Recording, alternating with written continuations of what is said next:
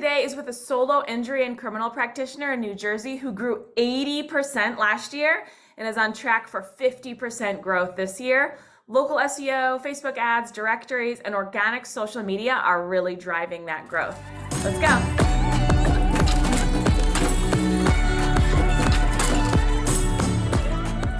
Hi there, welcome back to the Grow with Cara show. Today we continue our interview series with successful attorney marketers.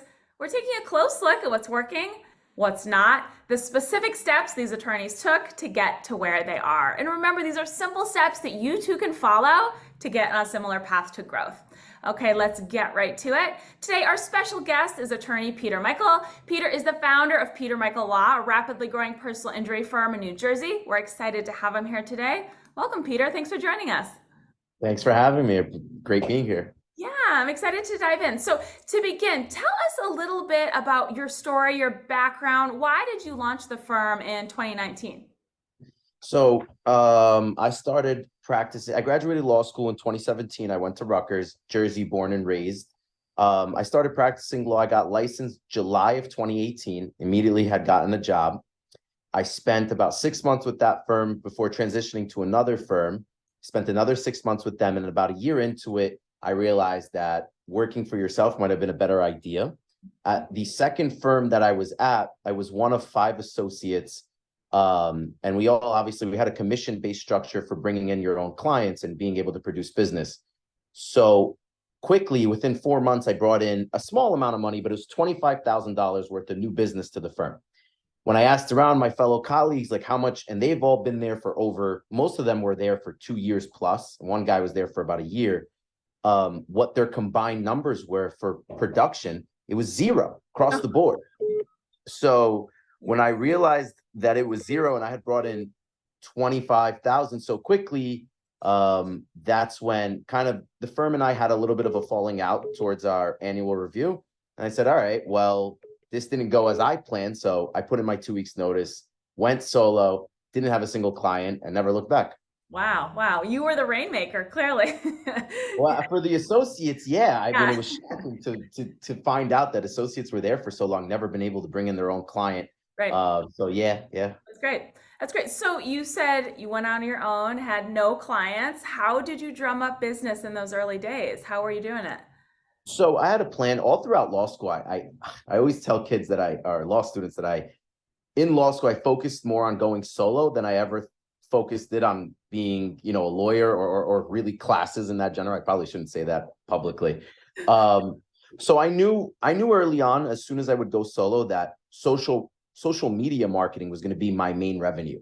So right off the bat, I have, I'm born in the States, but my parents are both Egyptian, so I know how to speak Arabic. So I opened my office in a predominantly minority location. I'm in Jersey City. It's one of the most diverse cities in New Jersey. Huge Spanish speaking and Arabic speaking population here. So as soon as I opened up my office, I started running Facebook ads targeting Arabic speaking people. And, I was doing a little bit of everything. We weren't a personal injury firm when I first started. But you had to bring in money in through the door to keep the bills going. And that's how I did it. I threw up Facebook ads in Arabic writing, targeting Arabic speaking people, and it worked. Yeah. I see that you still have those ads running today. I assume they're still performing for you?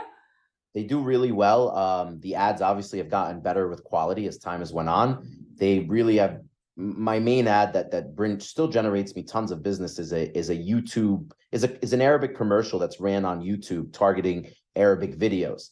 That ad currently has 700,000 views, so it does pretty well. Yeah, it does pretty well. Yeah, that's great. Can you tell us how much you're spending on Facebook ads specifically, and what kind of ROI you're seeing on that? On Facebook's ads specifically, 2022, I think we spent about $17,000. Our marketing spend in 2022 is about 110,000. So okay. I don't know what the percentages of that, little under 20% just specifically on Facebook. The ROI, I didn't calculate the ROI specifically for Facebook, but it's well over 17,000. I would say in 2022, we probably well over 50 grand profit on Facebook. Wow, that's great. Yeah. Tell us about how you're spending the rest of your marketing budget that you just mentioned. So year to date, like right now, we're spending about $10,500 per month on marketing. It's allocated, my SEO team, Mhm. my social media team. So those are, subcontractors that I hire, Facebook ads, YouTube ads, um, legal marketing directory ads with Thomas Reuters, which they own, Super Lawyers and Law Info and Abogado.com. I have a bunch of blocks with them. What's the last area? And I think that's it. Yeah, that's a good mix. Can you Oh, pinpoint? and billboards. I knew I forgot one. Oh, you have Billboards. billboards. Oh, That's okay. Okay. yeah. Yeah. What do your billboards say? What do they promote? They're really simple. They just say Peter Michael, injury attorney, and our phone number. Yeah, they're very simple. I have a very easy name to remember. Yeah. So the name is good enough to advertise. You can just Google it. I actually just recently bought petermichael.com. Oh, nice. So I'm excited to develop a landing page on that and kind of just push all the traffic there. Smart. Yeah, it sounds like a good mix of marketing. Can you pinpoint a channel that is performing best, or is it more of a kind of holistic approach that's working? The holistic approach for sure. I can definitely tell you in 2022, our number one uh, area for digital marketing was Google. So that's all the efforts on kind of my SEO team because it's both local and organic. Sure. New Jersey, unlike many other states are so large, you focus on your county or your city. New Jersey is the type of thing. It's funny when you talk to SEO companies, they'll tell you New Jersey is the one state where you want to do SEO in New Jersey, it's really competitive because it's such a small state that you can focus on the whole state. You're willing to take cases from anywhere. So we've done a really, really good job on local SEO, which is obviously a little bit easier to rank than it is organic and statewide. That was our biggest revenue source in 2022. Very right behind it was Facebook with number 2. Nice. Okay, good. Well, I noticed you have a ton of positive Google reviews too, which obviously helps that local listing. I checked 180 or so 5-star reviews. How did you get those? So I knew from the beginning that SEO was going to be really important locally, on top of the ads that we're doing, especially to bring in, non-speaking Arabic clients, every other client essentially that I'm not targeting. So I was just very, very diligent about following up with the clients, making sure they have a good experience and then following up to get that review. And it's something that myself and now my team still does regularly. That's smart. That's smart. Let's back up for a moment. What type of cases is the firm primarily handling now? Give us an idea of case volume too. Primarily now we're completely personal injury. We do automobile accidents, trucking accidents, wrongful death, slip and fall, and occasionally like assault cases, which are premises liability cases tend to be. So we're personal injury through and through. I still do have a municipal practice, which is in New Jersey, it's traffic tickets, DWI. I kind of do that practice because I've been doing it since I went solo, and I was even doing it before I went solo, and I have a lot of clientele there. Very similarly, a lot of our Uber and Lyft drivers that come for auto accidents also come for traffic tickets. So it kind of complements one another, and it's a very easy practice for cash flow. All personal injury firms need cash flow because, it's hit or miss on whether you're going to settle any cases and on any given month. So it's a good cash flow area. Our volume right now is we have about 200 active personal injury files and probably about 80 active municipal files. So we, on average, are always rotating somewhere between 300 to 400 cases. Nice. Wow. Yeah, that's a good volume. And super smart to have that additional revenue stream. That is really, really smart. Yeah. How big is the team? How many attorneys and support staff?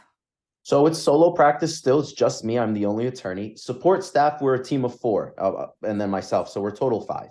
Nice, nice. About what percentage growth are you kind of seeing since launch in 2019? So we launched in 2019, June of 2019, which June is only 6 months into the calendar year. So we had those 6 months, and of course, COVID happened at the beginning of 2020. We shut down in March, April, May, we were closed. We reopened June 2020. So in June 2020, that's when I like to think that we really opened because that's when we started doing exclusively personal injury and criminal defense. Got it. Criminal defense is completely trailed off now, and it's just now personal injury municipal work. But in June 2020, so June was a very, very slow year. Our growth between 2020 and 2021 was 309%. Yeah, ridiculous amount. So 2021 was our real first year, you could say, like doing personal injury. We didn't settle any personal injury cases in 2020. Wow. So 2021, excuse me, was a great year. In 2022, that one year we experienced 82% growth. Wow. And if we meet our projections this year, will do 53% growth from last year. Excellent. Congratulations. That's really, really steady growth. I got lucky. Well, yeah, yeah. About what % of your revenue are you spending on marketing and advertising?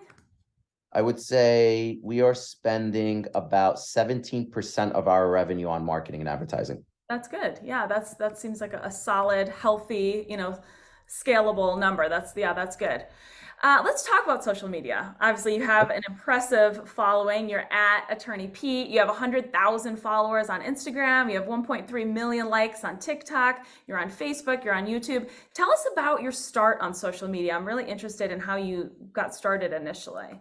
So if you scroll down to the bottom of my Instagram page, you're going to see some of the worst videos you've ever seen in your life, but you have to start somewhere. Yeah. And my somewhere started in my office, tripod, making a video, sending it to a friend of mine that I knew. His younger cousin was in college and he was just getting started editing videos, and he used to edit my videos for like $5 a video. And they would get no views, but you have to start somewhere, right? You got to kind of train yourself to be an actor, train yourself to be able to write these scripts and deliver content. And that's where we started. We started doing videos, I think 2020 as well, COVID. And you could see through that time, the videos got progressively better. And then about 2 years ago, I think it was summer of 2021. I think so. We're about almost 2 years is when I hired my social media manager. One of my good friends, his brother-in-law he was a college kid that graduated, started his own company. And he reached out to me saying like, look, you'll be my first client, but I can take you to that next level, kind of get your content to where, at the time, the only person that was really popular on social media was Ali, CEO lawyer, and Law by Mike was starting to kind of get popular. He got a little bit more popular during COVID. Right. And so he's like, look, I can help you bring that content there. Right. And so I hired him, and it was a gamble, and we just stayed consistent. We kept recording, kept putting out content. And then last summer is when kind of I exploded. I had a couple of videos that I had one video that reached 20 million views on Instagram. My biggest video on TikTok was 8.5 million. That video did 4 million on Instagram. Jeez. I did another video that only did about 1 million on Instagram, but it was my largest algorithm video, meaning it got shared 74,000 times. It got saved 62,000 times. Yeah, it was insane. And I was such a kid about it. I remember checking my Instagram like a regular person, seeing like every time I would log on, it would just be like hundreds across the board. I'm like, what is happening? Like how did this go viral? But it was great. And I'm happy I stayed consistent to it. It's been a big part of our growth. Absolutely. Well, tell us about those topics. What were those videos that went viral? Those early popular videos? So, sexy videos, I like to call, are videos that either grab your attention or are relatable. So for my clientele, since I am relatively young, I'm sure I have a ton of young followers out there on on Instagram and TikTok specifically, videos about criminal law do the best. What to say to the police, what not to do, how do you go through getting pulled over? How do you beat a speeding ticket? What to look out for your lease if you're renting. These are the videos that are plaguing, or these are the concepts that are plaguing people our age, whether they're in their 20s or their teens or they're in their early 30s. Every time that I give out great information about what your insurance coverage should be, the video flops because people just tend not to care. So the criminal, the real estate, the landlord tenant content tends to do the best. What do you say? Because attorneys will often tell me, well, I don't want to talk about employment law or criminal defense. I don't handle those types of cases. What do you say? What do you say to that? It doesn't hurt to give out free information. Ultimately, I don't do social media with the mindset of like, with my social media manager, we talk about our metrics. I don't talk to him in the mindset of like, if I didn't sign up 50 cases, 50 personal injury cases from social media, we had a failing year. It's not about that. The way I look at being a personal injury attorney is you must build the brand. Because unlike a real estate attorney or criminal defense attorney, you don't need me right now. You may never need me for the next 5 years, but that one unfortunate day that if you are involved in an accident of some sort and you do need me, I want you to think, wait, there's that guy that I follow on Instagram that's always giving me free advice. Oh, let me reach out to him. Maybe he can help me. So it's just about brand building, and I'm willing to kind of produce content that helps people in their normal day-to-day lives so they can remember who I am. Yep. I'm just kind of looking through your Instagram now, looking at some of those top performing videos, like just recently even, never pay your speeding ticket, right? Yeah, that was a good one. Can you text at a red light? I mean, these are things that everyone can relate to, right? Whether or not they're actively looking for an attorney or not, right? Exactly, Yeah, exactly. yeah, that's great. So did you start on sort of Instagram and TikTok at the same time? Was there one that you were prioritizing at first? I started on Instagram first, and I prioritized Instagram. I came to TikTok a little bit late. That's probably why the growth trajectory is a little bit slower. And then YouTube Shorts was our most recent kind of addition to it all. Yeah. YouTube is probably the toughest platform to grow on. And you have a decent following there, though. Tell us about your approach on YouTube because it is a little bit unique. So the same videos that get released on one platform go to all the platforms. It's probably the best way to do it for time purposes. What I've realized on YouTube is that your audience is usually a little bit more sophisticated, usually a little bit more mature, but substantially harsher. They're not willing to the graphics, the sound effects, the bubbles, that doesn't captivate them. They do want good information. So if my information is a little vague, they will call me out. YouTube seems to be like very brand niche. I get a lot of comments of like, what are you, law by Mike #2? Which is like, and I always respond to those people. I'm like, well, you could there's a million attorneys doing this now, right? It's not just me. And you're gonna learn something differently from me than you will from Mike, than you will from Ali or Britt or whoever. Yeah. So YouTube's a little bit harsher. But it's the same strategy. We post the same videos on there. Yeah, that's good. Take us through your current process. So you've obviously hired a social media manager. Are you batch recording videos? How often are you shooting? How often are you posting? We batch record once a month. I usually will try to pump out 12 videos in our recording session. Will take a couple hours. We post 2 to 3 times a week. So that's probably my biggest flaw with respect to my social media presence is I don't post enough. My good friend Clay posts once a day, every day. Mike posts 3 times a day at this point. So we don't post enough. And if we did, I think we'd probably be at like around 250,000 followers. But yeah, it's tough with time constraints. We can only kind of record once a month, and we try to get 12 quality videos out there. Inevitably, usually 1 or 2 are not that great, and we decide to cut them, or we use them as backup if we need a filler here and there. But that's where we're at with the recording. But I think that sounds like a really, feasible approach, right? I mean, like you said, like you're also practicing law, right? Like pressing client matters are coming up all the time. So if you can just dedicate to that once a month shoot, you have enough content for the full month, it becomes, much more manageable, I feel like, and much more doable rather than, oh, I don't have time for social media. I can't be pulling out my phone every day and dedicating to this. So I actually like that approach. It feels like more manageable for sure. So how many people are sort of dedicated to working on your social media? Is it you, your social media manager? Do you have more folks? It's me, my social media manager, and then a little bit of my SEO team, which they have like it's one person that runs that company, and he has some people that work there. He kind of handles my ad centers, so whether it's Facebook Ad Center, YouTube, Google Ad Centers. And then my social media manager is him and his staff. I think he has a staff of 2 that edit videos. So that's essentially the team. But on a one-to-one basis, it's me, the direct contact for my social media company, and the direct contact for my SEO company. So it's me and 2 others essentially. Yeah. Is social media, do you consider social media a sizable lead driver for the firm? I mean, you talked about it being kind of a branding play, but are leads actually coming through social? Leads definitely come through. Year over year, they come in at a higher rate.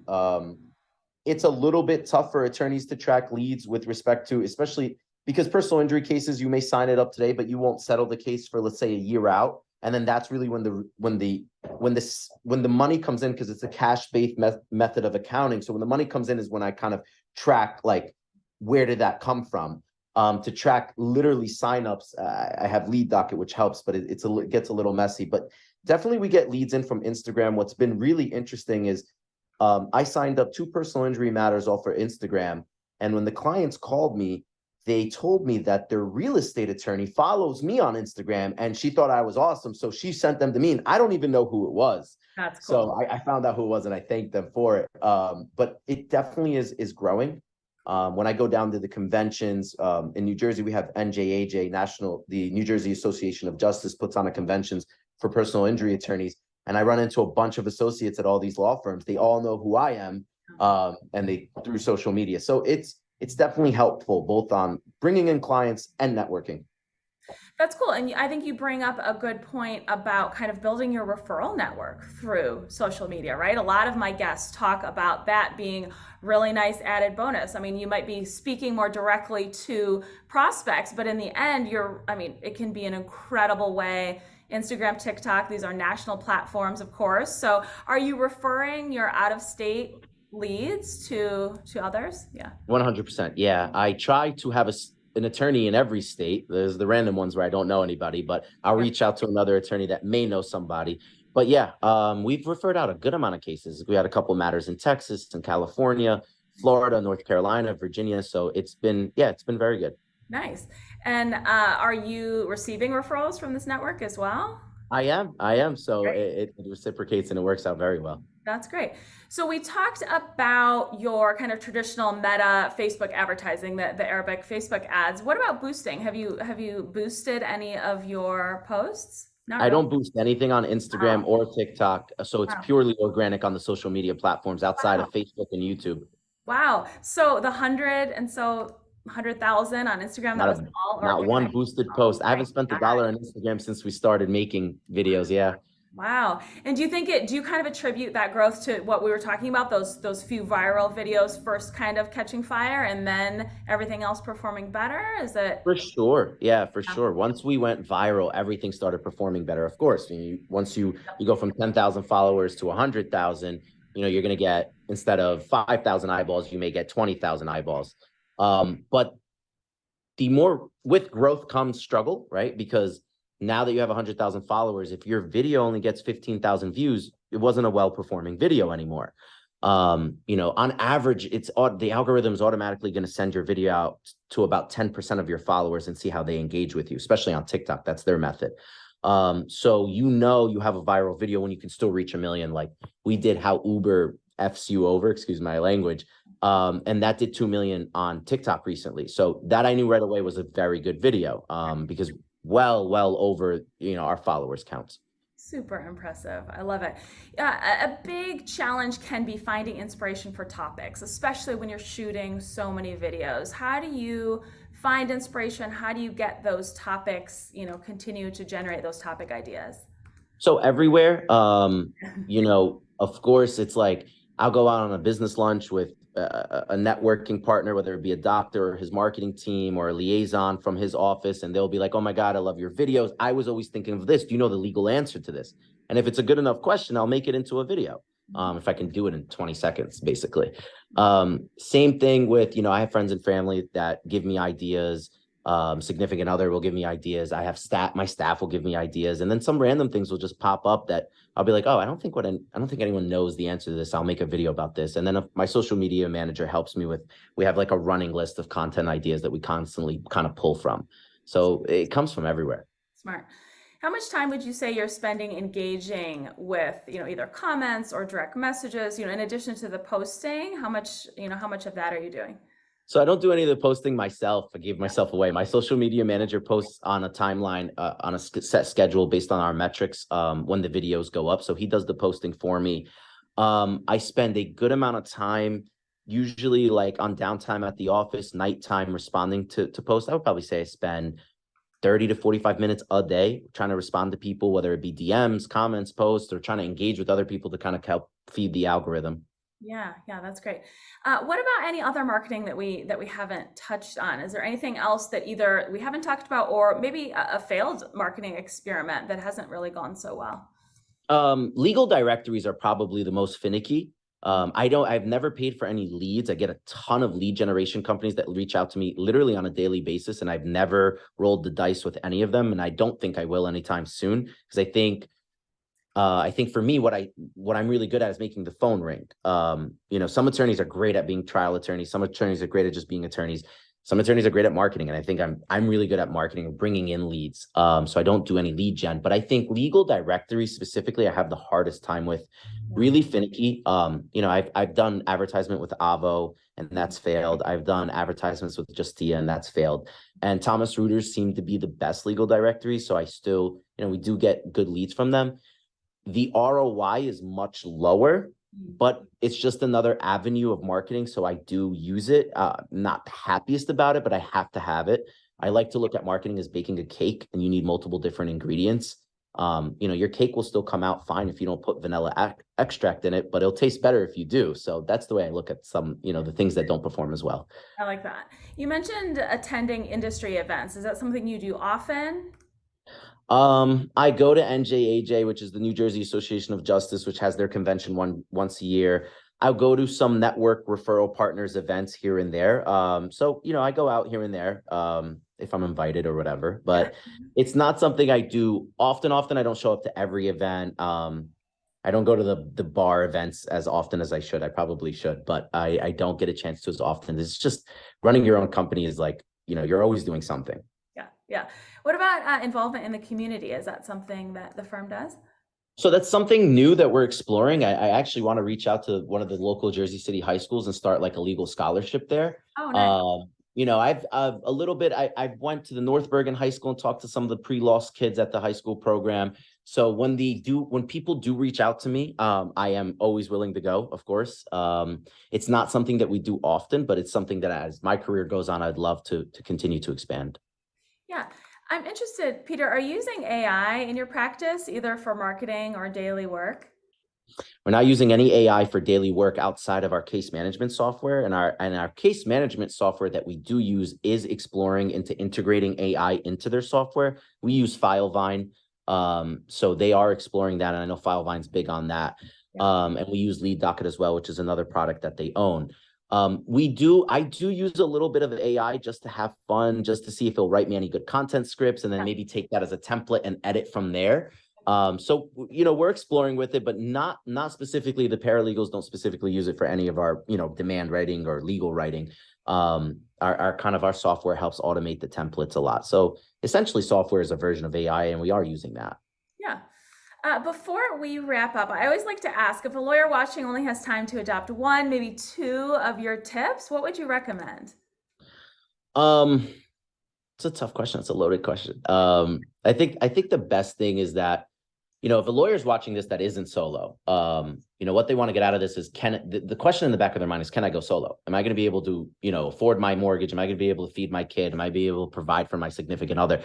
And I think the chances is, if you notice that you have an aspiration that you want to bring in clients and help people, but you have this knack of talking to people and being able to relate to them, and that they'll trust you, then just do it. Bite the bullet and do it. And if you do it, before you do it, learn everything you possibly can about SEO and the Facebook Ads Manager, because I don't think you can run a successful law firm without having a single client in your back pocket, without knowing those two things very well. And when I went solo, I didn't have a single client to my name. And I got every single client. I know people that go solo that take clients from their old firms. If that's not you, then watch me, because I was the guy that had absolutely nothing. I was totally naive to this. And you just learn with time and you grow, but you have to be willing to take the chance. And I think just go out there and just put yourself out there. And I think, what you reap, you will sow.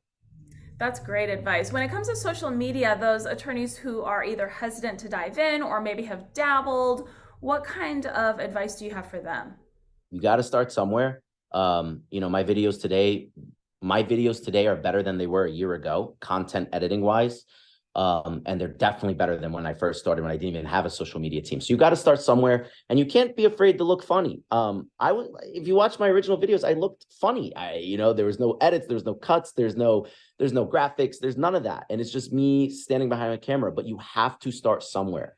And you have to learn how to be comfortable in front of a camera. You have to learn how to make eye contact. You have to learn how to condense your content. You have to learn how to edit your content that registers with the human psychology. So you got to start somewhere. So you just got to start. It's a very cliche saying, but it's the truth. And because if you don't start, you'll always be at square zero. And if you start, you'll eventually just continue to move up. And how will they know if the time investment is worthwhile, right? I mean, because that is really what I hear over and over again. What do you say there? I would say a lot of people think that there's a grander time investment than really it needs to be. For example, so my time investment is, I record once a month for 3 to 4 hours, and then I engage on social media maybe for 30 minutes a day. So for 10 hours a week, which you probably spend 10 hours doing nonsense as it is as an attorney. I promise you, I kick around my feet all the time doing whatever. So it's like the 10 hours is like, just try it. See, if you go one whole year and you don't get one viral video, and you go 2 whole years and you don't get 2 viral video, and you're still uncomfortable in front of the camera, then fine. You can chalk it up to, I'm uncomfortable. This isn't for me. But you will never know that until you try. And if you go one whole year and you do get a viral video, the results will speak for themselves. I promise that person, they won't stop doing it. I love it, Pete. Just try it, stick with it. You will see the results. I love it. Thank you so much for your time. You were super generous today. Thank you for having me. I'm super glad to have been a part of this. Loads of good stuff from Pete today, right? Here are the key takeaways I see. Number 1, on social media, topics on everyday law perform best. Injury lawyers like Pete cannot limit themselves to talking about auto accidents over and over again if they want to grow sizable followings. People don't care about accidents that haven't happened. Young people care about landlord-tenant issues, criminal law, do's and don'ts, workplace rights. Those are the subjects injury lawyers should devote most of their videos to. Number 2, daily posting helps, but it's not a requirement. Pete's high views and huge following, despite only posting 2 to 3 times a week, demonstrate that success can be achieved without posting every single day. Perhaps larger numbers would have been obtained, right, with daily posting, but achieving what Pete has with only 1 shoot per month, that's impressively efficient. Number 3, legal directory advertising ROI is pretty low. Pete has tested Avvo, Justia, Thomson Reuters. The best performer of the 3, Thomson, delivers a lower return on his marketing investment than his SEO, his Facebook ads, and of course, his organic social channels. Number 4, local SEO is a marketing cornerstone. SEO rarely takes up much discussion with my interviews, right? It's likely because the channel is usually delegated 100% to an outside marketing agency, but good local Google rankings, those are highly beneficial for most law firms. SEO leads require more screening, are frequently shopping, but despite being lower quality than social leads, local SEO remains a substantial client source for most firms. And number 5, complementary practice areas help. I've interviewed several injury lawyers who also handle criminal cases. Sometimes that's because they're former prosecutors who enjoy, the variety of trial work, but other times it's because the upfront payment for criminal work pays the bills while waiting for injury settlement cash, right? In Pete's case, he has combined the two because traffic and DWI cases also lead to injury clients. Smart. I hope Pete's tips have been helpful. Next week's interview is with a social marketer who, after only 2 years on social media, is generating an astonishing 150 leads a day from his 3 platforms. 150 leads a day. You heard that right. See you back here next week. Keep marketing. Take care. Bye-bye.